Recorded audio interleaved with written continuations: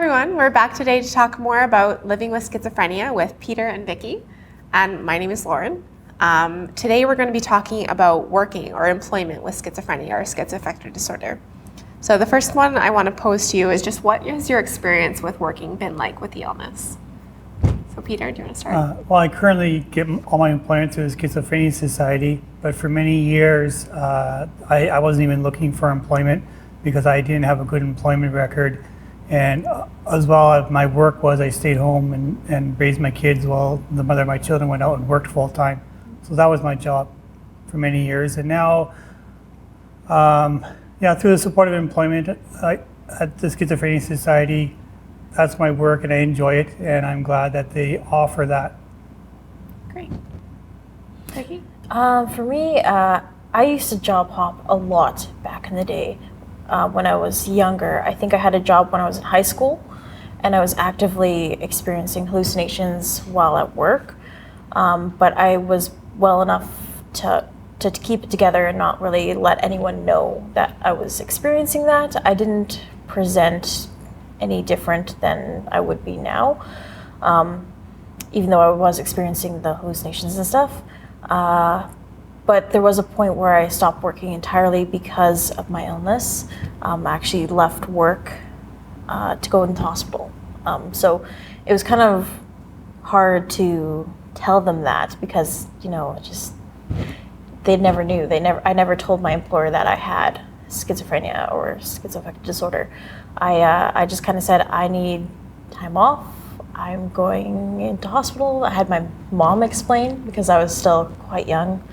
I think it was 18 when I was first hospitalized. So she kind of explained to them, bless my mom, she's really great in the fact that if I don't feel comfortable explaining things, she was there to advocate for me.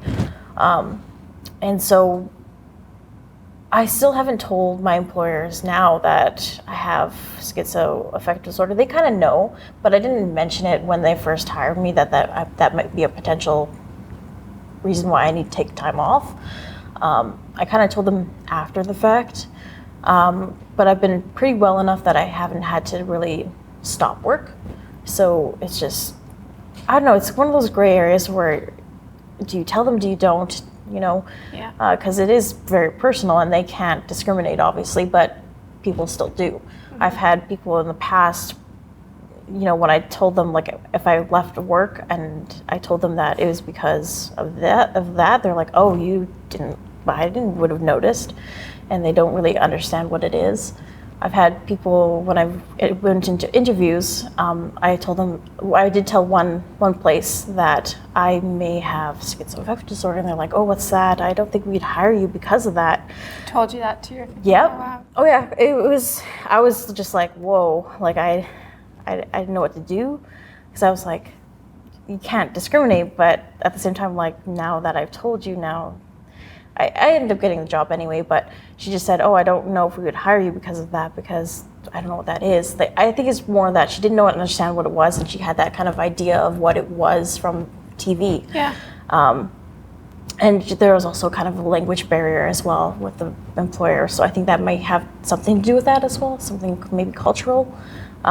But it was just, I never said anything after that to my other employers because it was just, it's awkward. It's awkward to kind of tell them about that because then they question why and if it's going to affect your work. And then, of course, they're going to say, oh, we won't pick you because of that. But they won't say that outright, but that it's kind of like it might be because of that. Because if you say, oh, I might have to take time off work, that's a red flag for them in saying that, oh, we probably won't hire you, kind of thing, right? So it's really hard to navigate that kind of relationship, and I did a video on when and when not to disclose your mental health to your employer, but it's up to each individual to kind of make that decision and to kind of decide if it's going to be best or not. And I know I've grappled with that a lot. So my current employer, or when I was working, I'm taking a bit of a break right now, but does know about my illness.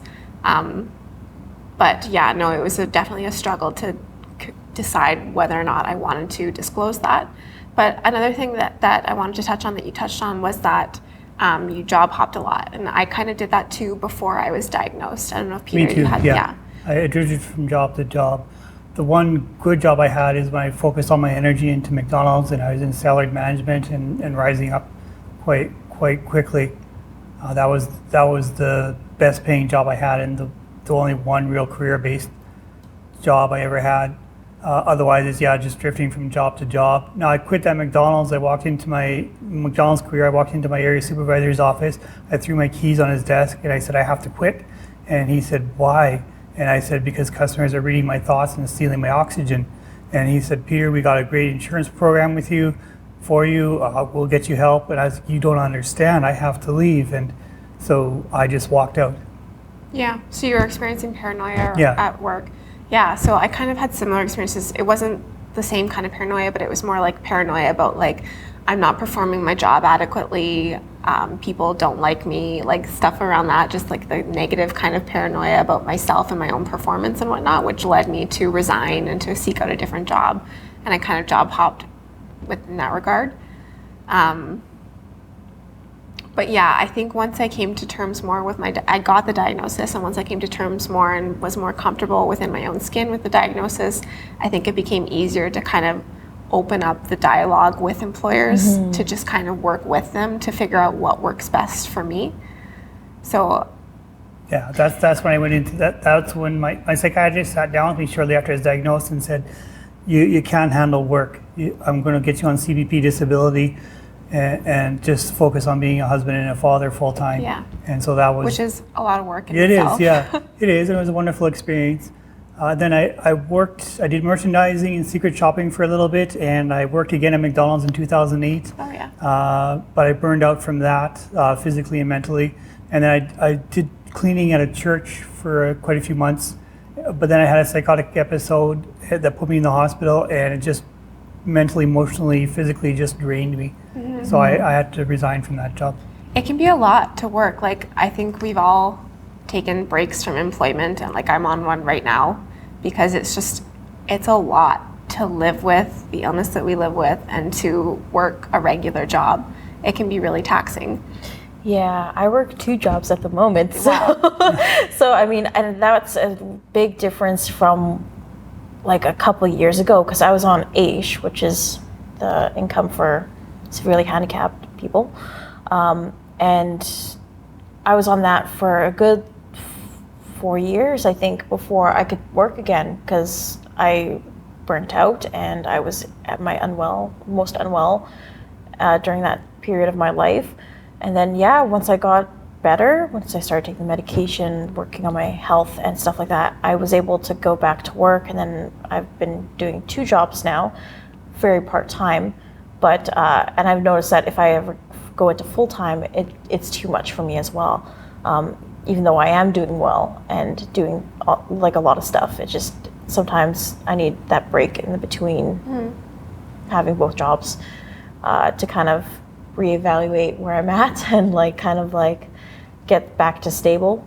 And I think it's about finding what the right balance is for you, right? So like you found your 2 part-time jobs you can manage well. Just kind of finding where that equilibrium is for yourself. And I trust my doctor. Like a year ago, the doctor I had said, you're doing too much. And I wasn't doing a lot, but he said, you're doing too much. You gotta cut back your work hours to almost nothing. So I was working 3 to 6 hours a week at the Schizophrenia Society, and that was it.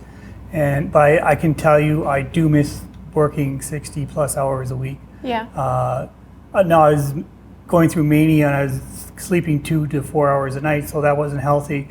However, to go from that kind of life to being on CPP disability and AISH, it's still an adjustment, even though it's been years that I've lived that way. I think you have to adjust your expectations of yourself too, right? So like, I hold myself up to the standards that I had before I had the illness. Or I hold myself up to the standards of other people around me. When you can't really do that, you need to adjust your expectations of yourself to what you're actually capable of and what you can actually excel within.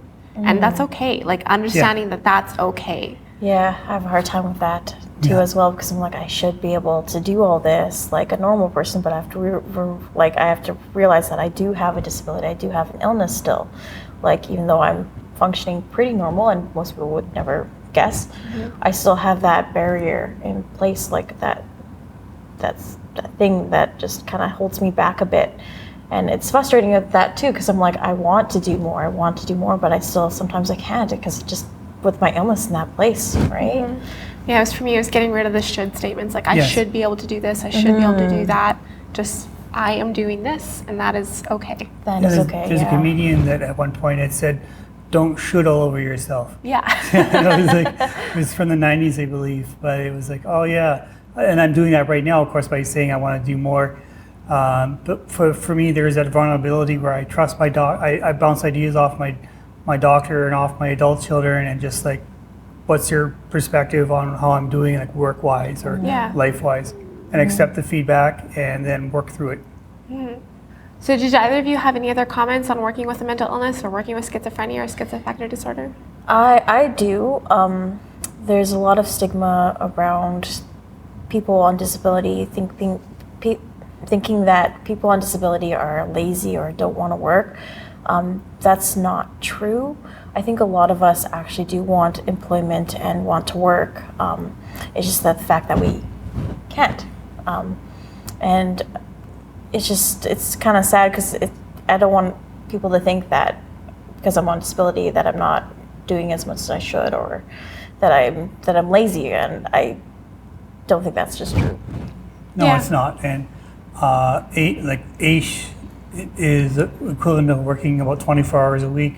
So my primary job is to put all that 24 hours into keeping myself stable and out of the hospital and as productive as possible. That's a really good way to look at it, actually. I didn't think about that. But yeah, no, that's really good. So AISH is Assured Income for the Severely Handicapped here in Alberta, where we live.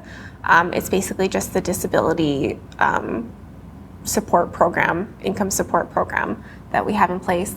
I'm on AISH as well, and it's just kind of like a good safety net for me. Yeah. So when I'm able to work and when I'm working a regular job or whatever, then I don't get the AISH payments, but I have it in case I ever need to take some time off or need a hospital break, or not a Yeah. hospital break, but like when I'm in the hospital Yes. and need a break from work, Yeah. then it's there for me to have that safety net. So yeah, I think that's a really good point, that people who are on these disability programs are not just not wanting to work.